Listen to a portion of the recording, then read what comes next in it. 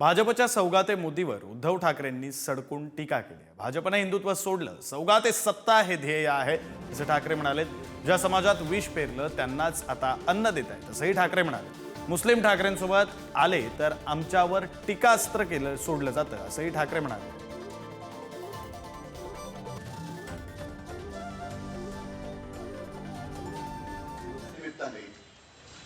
सौगाते मोदी हा कार्यक्रम भारतीय जनता पक्षाने हाती घेतलेला आहे।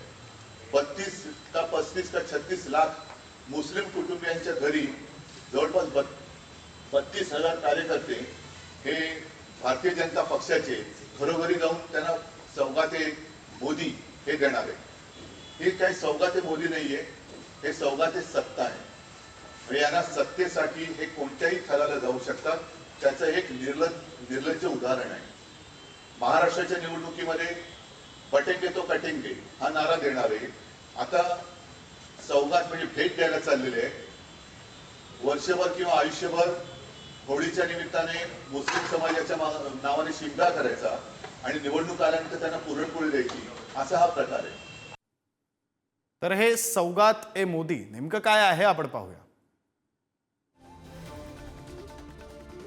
सौगात ए मोदी हा भाजपनं सुरू केलेला उपक्रम आहे।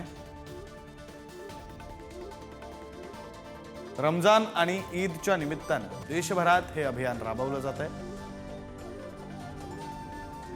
देशभरातील मुस्लिम, शीख, ख्रिश्चन गरजू कुटुंबांना विशेष किट दिलं जातं।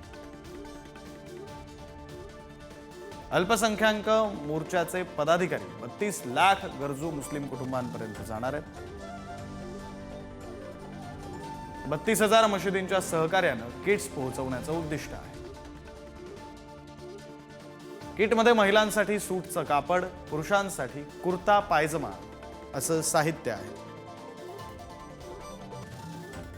किटमध्ये डाळ, तांदूळ, साखर, तेल, शेवया, खजूर, सुकामेवा सुद्धा आहे।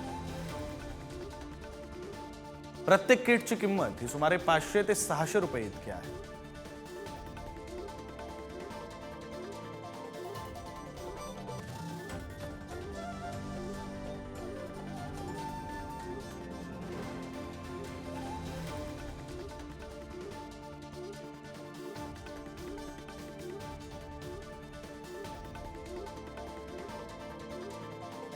Thank you.